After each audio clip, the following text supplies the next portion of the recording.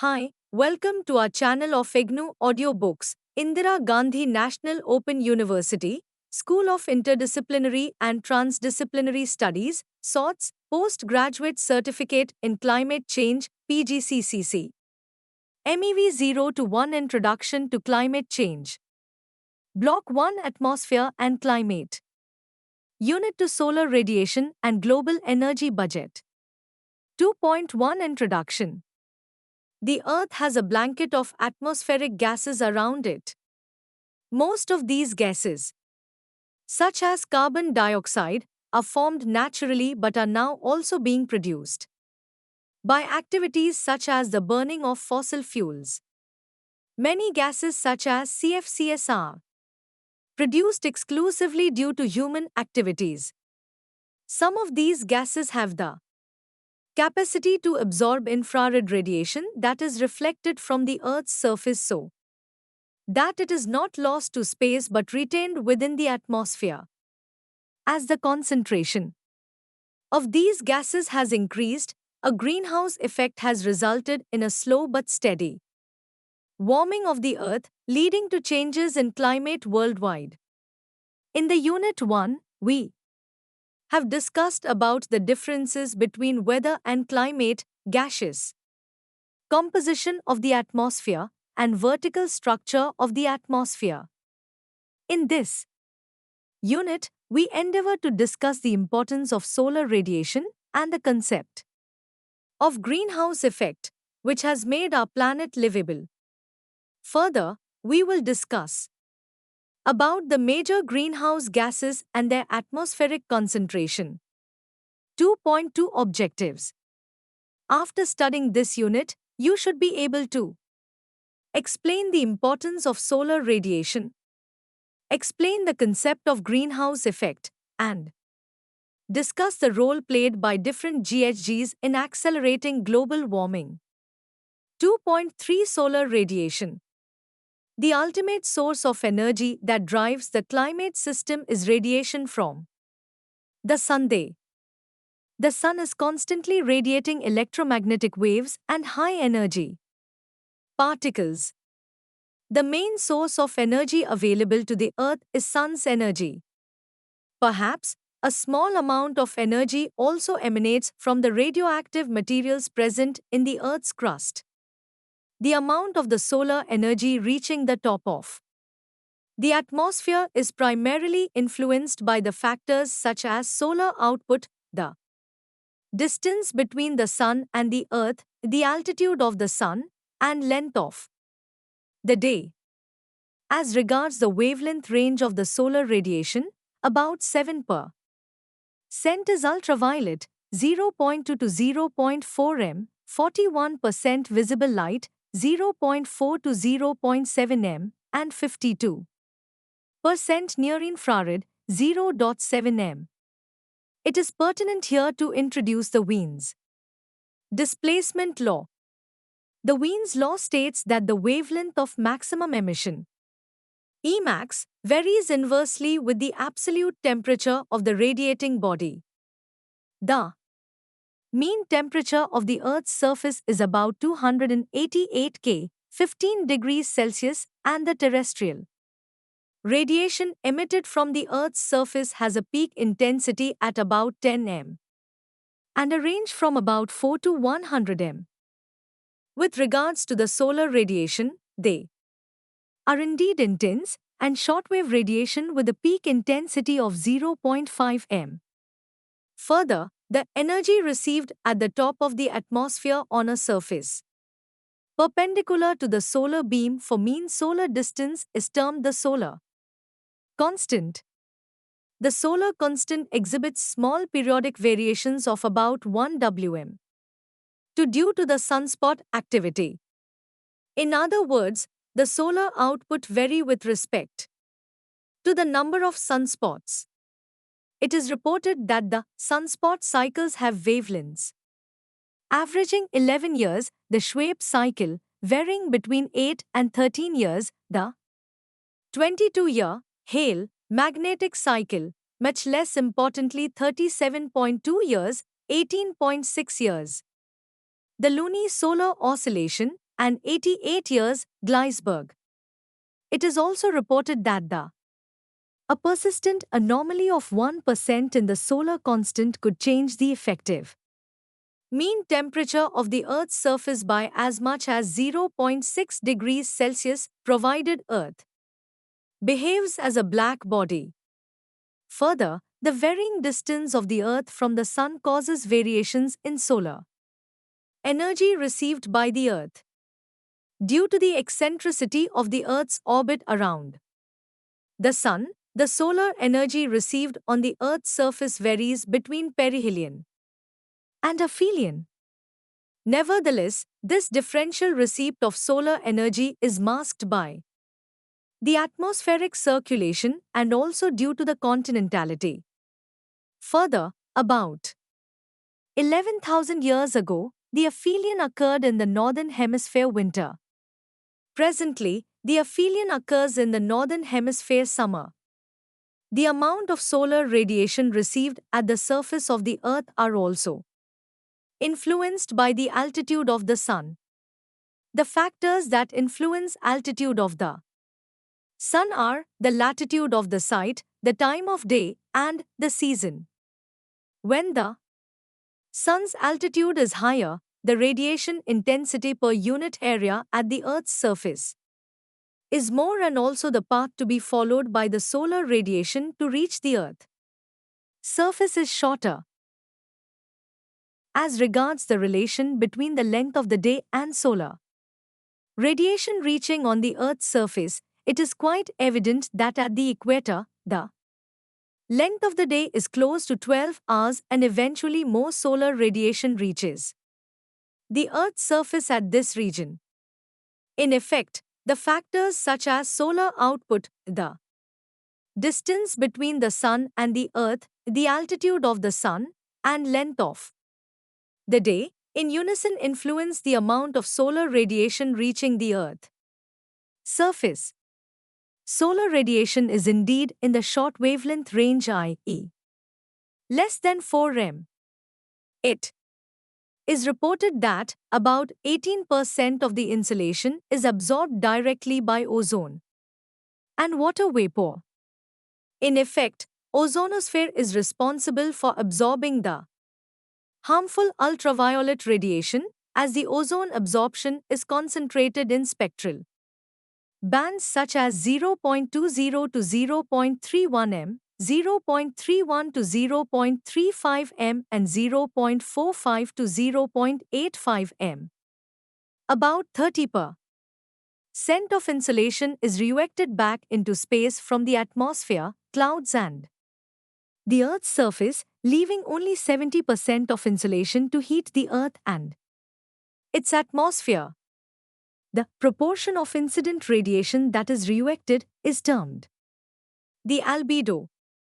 The albedo is also called as rejection coefficient. The cloud type also affects the albedo.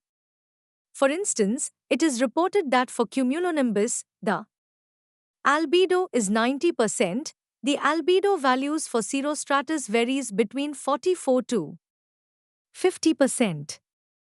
It is reported that the Earth's surface absorbs almost half of the incoming energy available at the top of the atmosphere and re-radiates it as terrestrial long-wave infrared radiation of greater than 3 m.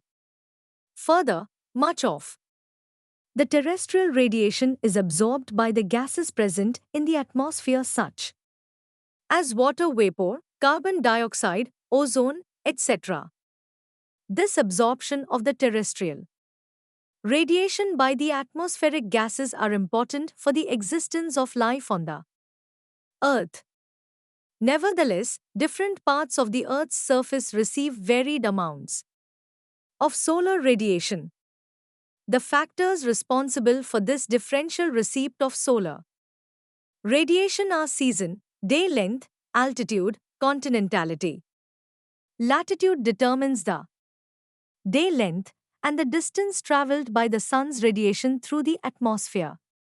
Further, the elevation of the land and its aspect also influence the amount of solar radiation received. it is evident that high elevations receive more solar radiation than the places near mean sea level or lower elevations under clear skies. Each square meter of the Earth's spherical surface outside the atmosphere receives an average, throughout the year, of 342 watts per square meter, WM2, of solar radiation. 31% of this is immediately reflected back into space by clouds, by the atmosphere, and by the Earth's surface. The remaining 235 WM2 is partly absorbed by the atmosphere, but most, 168 WM2, warms the Earth's surface, the land, and the ocean. The Earth's surface returns that heat to the atmosphere, partly as infrared radiation, partly as sensible heat and as water vapor, which releases its heat when it condenses higher up in the atmosphere as clouds. This exchange of energy between surface and atmosphere maintains, under present conditions, a global mean temperature near the Earth's surface of 15 degrees Celsius. It decreases rapidly with height reaching a mean temperature of 58 degrees C at the top of the troposphere. For a stable climate, a balance is required between incoming solar radiation and the outgoing radiation emitted by the climate system. Therefore, the climate system itself must radiate on average 235 WM2 back into space. Details of this energy balance can be seen in Figure 2.1, which shows on the left-hand side what happens with the incoming solar radiation, and on the right-hand side how the atmosphere emits the outgoing infrared radiation. Fig. 2.1, Global Heat Budget. Look at the screen. Any physical object radiates energy of an amount and at wavelengths typical for the temperature of the object. At higher temperatures, more energy is radiated.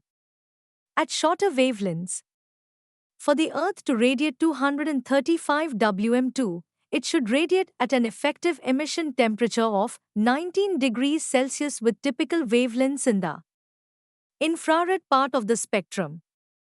This is 34 degrees Celsius lower than the average temperature of 15 degrees Celsius at the Earth's surface. 2.4 The greenhouse effect. While the solar radiation is predominantly shortwave, the terrestrial radiation from the Earth's surface is long-wave or infrared radiation. Due to the presence of gases such as water vapor, carbon dioxide, and other trace gases, the atmosphere is absorbent to infrared and long-wave radiation, except between about 8.5 and 13.0 m. The atmospheric window. The opaqueness of the atmosphere to infrared radiation, relative to its transparency to shortwave radiation, is commonly termed as the greenhouse effect. In other words, greenhouse effect relate to the infrared radiative effect of all infrared absorbing constituents in the atmosphere. An increase in the concentration of greenhouse gases increases the magnitude of this effect. Greenhouse gases are those gaseous constituents of the atmosphere, both natural and anthropogenic, that absorb and emit radiation at specific wavelengths within the spectrum of terrestrial radiation emitted by the Earth's surface, the atmosphere itself, and by clouds, water vapor, H2O, carbon dioxide, CO2, nitrous oxide, N2O, methane, CH4, and ozone, O3, are the primary greenhouse gases in the Earth's atmosphere. Further, human-made greenhouse gases such as the halocarbons and other chlorine and bromine containing substances, sulfur hexafluoride, SF6, are important radiatively active gases to reckon with. Human-caused greenhouse gases emissions cause Instantaneous radiative forcing. Surface temperature and troposphere warm in response to this forcing, gradually restoring the radiative balance at the top of the atmosphere. In effect, the total greenhouse effect emanates from the net infrared absorption capacity of water vapor, carbon dioxide, and other trace gases methane, CH4, nitrous oxide, N2O, and tropospheric ozone, O3. Nevertheless, the contribution of the natural greenhouse gases to the mean effective planetary temperature of 255 K is approximately 33 K. Water vapor accounts for 21 K of this amount. Carbon dioxide 7 K, ozone 2 K, and other trace gases, nitrous oxide, methane, about 3 K. Water vapor is found to strongly absorb the infrared radiation around the spectral bands 2.4 to 3.1 m, 4.5 to 6.5 m, and above 16 m. As regards the thermal role played by ozone, it is very complex, as it absorbs both incoming harmful ultraviolet radiation and outgoing terrestrial long-wave infrared radiation. So the increase in ozone concentration in the stratosphere, i.e., above 30 kilometers, would have positive effect as it absorbs the short-wave radiation. On the other hand, increase in ozone concentration in the lower altitude or less than 25 kilometers would absorb more of terrestrial radiation, causing increase in surface air temperature. It is pertinent to note here that the natural greenhouse effect is a product of the infrared radiation absorbing properties of the natural atmospheric gas constituents, such as water vapor, carbon dioxide, and methane.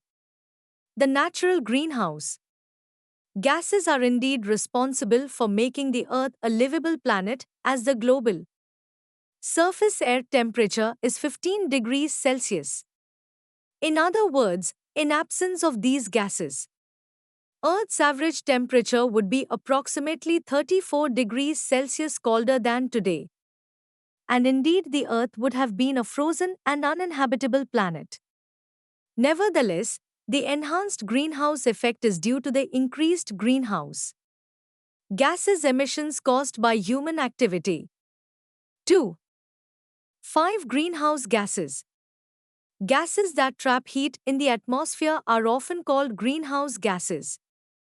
The primary greenhouse gases in the Earth's atmosphere are water vapor, carbon dioxide, methane, nitrous oxide, and ozone. The contribution of a gas to the greenhouse effect depends upon both the characteristics of the gas and its abundance.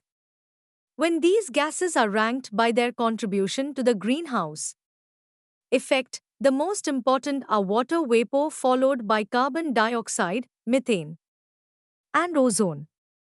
Important greenhouse gases. 1. Water vapor. Water vapor contributes to more than 50% of the greenhouse effect. It is produced naturally by continuous evaporation from water bodies. However, as temperatures rise, more evaporation occurs and the amount of water vapor in the atmosphere rises further. It is removed by condensation and precipitation. 2. Carbon dioxide. It is a naturally occurring gas, also a byproduct of burning fossil fuels from fossil carbon deposits, such as oil, gas, and coal, of burning biomass, of land use changes, and of industrial processes, e.g., cement production. It is the principal anthropogenic greenhouse gas that affects the Earth's radiative balance. It is needed by plants for the process of photosynthesis. Carbon dioxide is emitted into the atmosphere by plants and animals through natural processes like respiration. The largest source of CO2 emissions globally is The combustion of fossil fuels such as coal, oil and gas in power plants, automobiles, industrial facilities and other sources. It is the reference gas against which other greenhouse gases are measured, and therefore it has a global warming potential of 1. 3. Methane. Methane is formed naturally in wetland regions during the decay of organic material and by termites. Additionally, there are many man-made sources of CH4 that have contributed to an increase in the global average atmospheric concentration, including rice cultivation, biomass burning, fossil fuel combustion, and disposal of domestic refuse in landfill sites. Methane is one of the 6 greenhouse gases to be mitigated under the Kyoto Protocol and is the major component of natural gas and associated with all hydrocarbon fuels, animal husbandry and agriculture. 4. Nitrous oxide, N2O. Nitrous oxide is one of the 6 greenhouse gases to be mitigated under the Kyoto Protocol. The main anthropogenic source of nitrous oxide is agriculture, soil and animal manure management, but important contributions also come from sewage treatment, combustion of fossil fuel, and chemical industrial processes. Nitrous oxide is also produced naturally from a wide variety of biological sources in soil and water, particularly microbial action in wet tropical forests. 5. Chlorofluorocarbons. Chlorofluorocarbons, CFCs, are a group of man-made compounds containing chlorine, fluorine and carbon. The production of CFCs began in the 1930s for the purpose of refrigeration.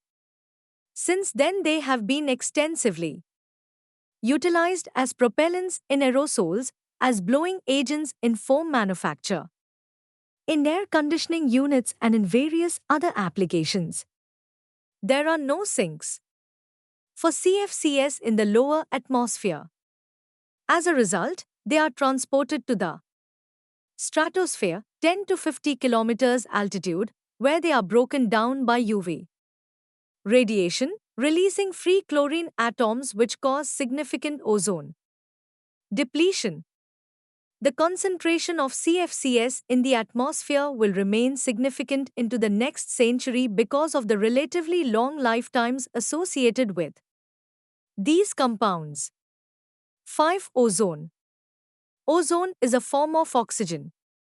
It consists of 3 atoms of oxygen bound together, O3. Most of the atmosphere's ozone occurs in the stratosphere, at altitudes between 19 and 30 kilometers above the Earth's surface, where it is produced naturally. This band of ozone-rich air is known as the ozone layer. Stratospheric ozone blocks harmful solar radiation. Ground level ozone, in contrast, is simply a pollutant which absorbs incoming solar radiation. It is produced through a reaction between sunlight and volatile organic compounds, VOCs, and nitrogen oxides, NOx, some of which are produced by human activities such as automobiles. Ground-level ozone is a component of urban smog and can be harmful to human health. 6. Fluorinated gases. Hydrofluorocarbons, perfluorocarbons, and sulfur hexafluoride are synthetic, powerful greenhouse gases that are emitted from a variety of industrial processes. Fluorinated gases are sometimes used as substitutes for ozone-depleting substances, i.e., CFCs, HCFCs, and halogens. These gases are typically emitted in smaller quantities, but they are potent greenhouse gases. https://www. EPA. Gov Emissions Overview Greenhouse Gases. 2.6 Global Warming Potential. Global warming potential GWP, is an estimate of how much a given mass of any greenhouse gas will contribute to the hazards of global warming. It is considered relative to the same mass of carbon dioxide. It depends on the infrared absorption capacity of the molecule and its lifetime in the atmosphere. In effect, global warming potential (GWP) is an index based on radiative properties of greenhouse gases, measuring the radiative forcing following a pulse emission of a unit mass of a given greenhouse gas in the present day atmosphere integrated over a chosen time horizon relative to that of carbon dioxide. The GWP represents the combined effect of the differing times these gases remain in the atmosphere and their relative effectiveness in causing radiative forcing. The GWP is influenced by factors such as the radiative forcing associated with the addition of a unit mass of each GHG into the atmosphere, rate at which the unit mass of injected GHG decays over time, and cumulative radiative forcing that the unit addition of GHG will have over some period of time into the future. 2.7 Trends in greenhouse gases emissions. Since the beginning of the Industrial Revolution, concentrations of most of the greenhouse gases have increased. Recent data shows that the concentration is increasing at a higher rate. The obvious reason for this increase is human activities related to the use of fossil fuels, e.g., for electric power generation, agricultural activities and land use change, mainly deforestation, Table 2.2. Agriculture and allied sectors are also responsible for the emission of greenhouse gases, Box 2.1. Global greenhouse gas, GHG, emissions have grown since pre-industrial times, with an increase of 70% between 1970 and 2004. Human activity increases the greenhouse effect primarily through release of carbon dioxide. But human influences on other greenhouse gases emissions are equally important. The important variable greenhouse gases, whose atmospheric concentrations can be influenced by anthropogenic activities, are carbon dioxide, CO2, methane, CH4, nitrous oxide, N2O, and chlorofluorocarbons, CFCs, and troposphere ozone, O3. Total annual anthropogenic GHG emissions have increased by about 10 GTCO2 between 2000 and 2010. This increase directly came from the energy, 47%, industry, 30%, transport, 11%, and building, 3% sectors. Further, in 2010, 35% of GHG emissions were released by the energy sector, 24% net emissions from AFOLU, 21% by industry, 14% by transport, and 6.4% by the building sector. It is beyond doubt that the population growth along with economic development lead to increase in atmospheric GHG emissions as the economic growth is driven by the intensive use of energy resources. Box 2.1 Greenhouse gas emissions from agriculture. The total GHG emissions due to anthropogenic action is about 49 gigaton of CO2 equivalent per year, GTCO2. एक year, IPCC to 014A. The agriculture, forestry and other land use, AFOLU, sector contributes about 10 to 12 gigaton of CO2 equivalent per year. GHGs from agriculture are mainly due to land use and land use changes and forestry-related activities, enteric fermentation in ruminants, biomass, and biofuel burning, lowland paddy cultivation, and use of synthetic Nitrogen fertilizers, Lipper et al. 2014, Smith et al. 2014, on account of land use and land use changes like deforestation and degradation, CO2 is emitted into the atmosphere and the atmospheric CO2 is sequestered by land use activities such as afforestation and reforestation.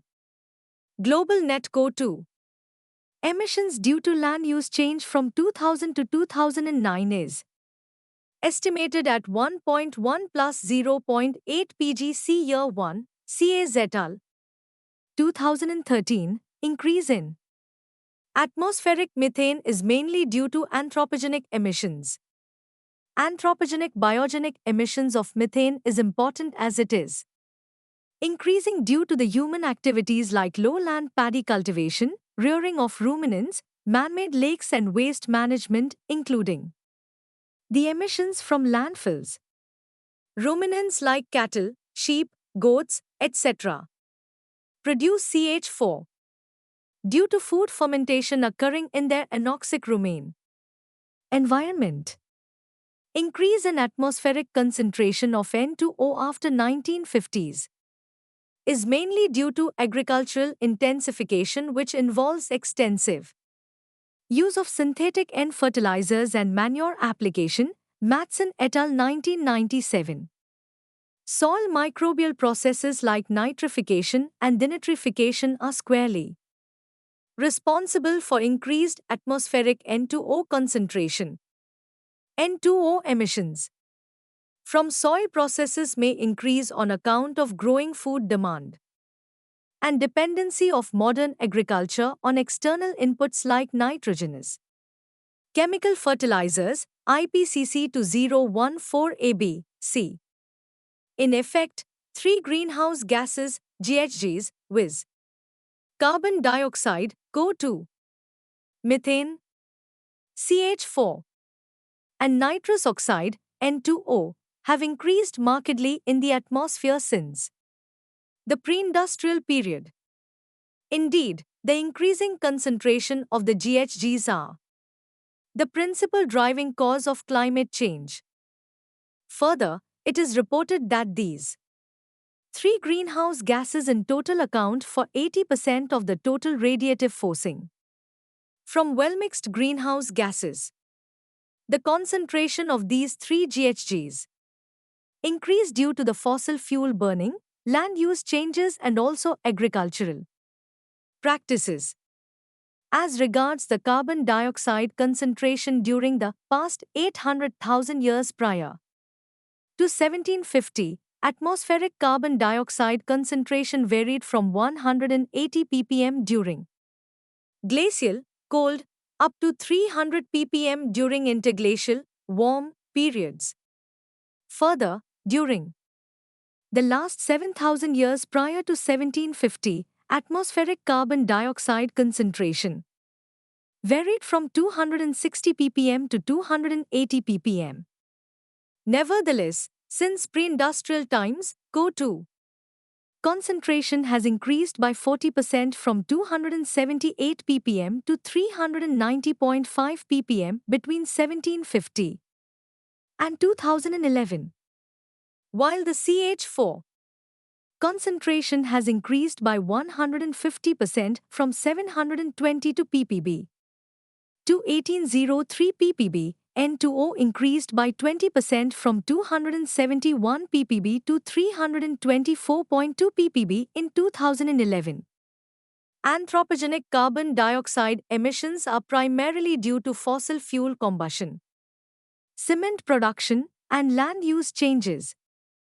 During the last decade, the carbon dioxide concentration in the atmosphere increased at a rate of 2.0 plus or minus 0.1 ppm per annum. With respect to atmospheric methane, it is reported that the methane emissions are likely to increase in the future due to intensive agricultural practices. The principal sources for methane emissions are rice cultivation, domestic grazing, animals, termites, landfills, coal mining, and oil and gas extraction.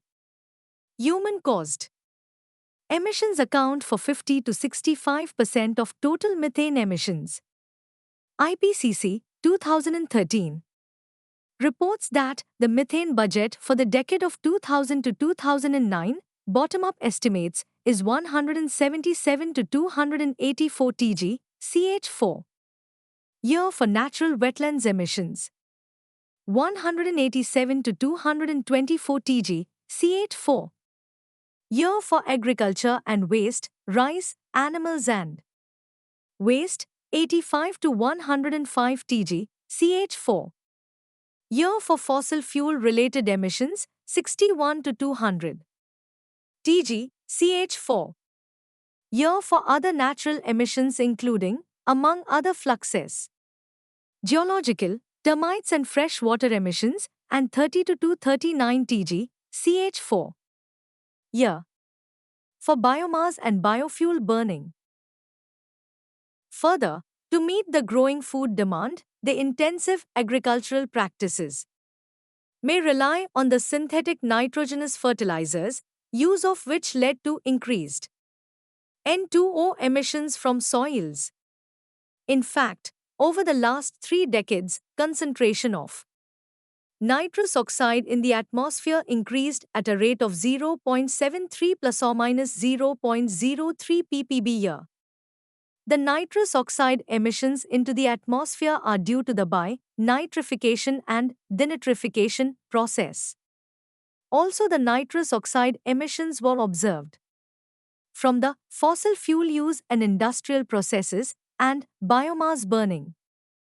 As regards ozone, it is not a well-mixed greenhouse gas. Its concentration vary with place and time across the globe. Nevertheless, it is very important GHG when it is present in the troposphere region. The ozone in the troposphere is formed by the photochemical reactions involving short-lived precursor gases such as NOx, CO, volatile organic compounds, VOC. Further, tropospheric ozone concentration is higher in the northern hemisphere as compared to the southern hemisphere. The concentration of the tropospheric ozone is reported to be more during the summer. 2.8 Summary. The ultimate source of energy that drives the climate system is radiation from the sun. The main source of energy available to the Earth is sun's energy. The amount of the solar energy reaching the top of the atmosphere is primarily influenced by the factors such as solar output, the distance between the sun and the Earth, the altitude of the sun, and length of the day. Solar radiation is indeed in the short wavelength range, i.e., less than 4 m. The Earth's surface absorbs almost half of the incoming energy available at the top of the atmosphere and re-radiates it as terrestrial long-wave infrared radiation of greater than 3 m. The mean temperature of the Earth's surface is about 288 K, 15 degrees Celsius, and the terrestrial radiation emitted from the Earth's surface has a peak intensity at about 10 m and a range from about 4 to 100 m. Much of the terrestrial radiation is absorbed by the gases present in the atmosphere such as water vapor, carbon dioxide, ozone, etc. The opaqueness of the atmosphere to infrared radiation, relative to its transparency to shortwave radiation, is commonly termed as the greenhouse effect. The concentrations of most of the greenhouse gases have increased since the Industrial Revolution. In effect, human activities related to the use of fossil fuels, e.g., for electric power generation, agricultural activities and land use change, mainly deforestation, are considered as the main driving force for increase in GHGs. In fact, 3 greenhouse gases, GHGs, viz. Carbon dioxide, CO2, methane, CH4, and nitrous oxide, N2O, have increased markedly in the atmosphere since the pre-industrial period. In this unit, we have discussed the importance of solar radiation and the concept of greenhouse effect, due to which the global average air temperature is 15 oC. We have also discussed about the major greenhouse gases and their atmospheric concentration. Thank you for watching. We will see you in the